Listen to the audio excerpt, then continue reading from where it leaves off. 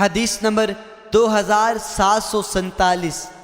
حضرت ابو قتادہ رضی اللہ تعالی عنہ فرماتے ہیں، ہم رسول اکرم صلی اللہ علیہ وسلم کے ہمراہ نکلے، حتیٰ کہ جب وادی کاہا میں پہنچے تو ہم میں سے بعض محرم تھے اور کچھ غیر محرم تھے۔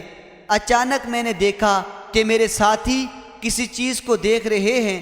میں نے دیکھا تو جنگلی گدھا تھا۔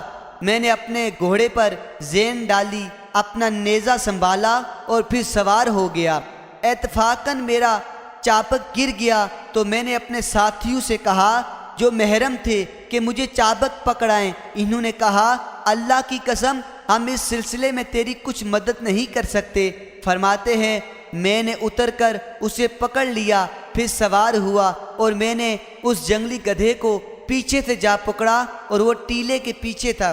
میں نے اسے نیزے سے مارتے ہوئے زخمی کر دیا، پھر اسے لے کر اپنے ساتھیوں کے پاس آیا تو ان میں سے بعض نے کہا اسے کھاؤ اور بعض نے کہا نہ کھاؤ، اور نبی اکرم صلی اللہ علیہ وسلم ہمارے آگے تھے۔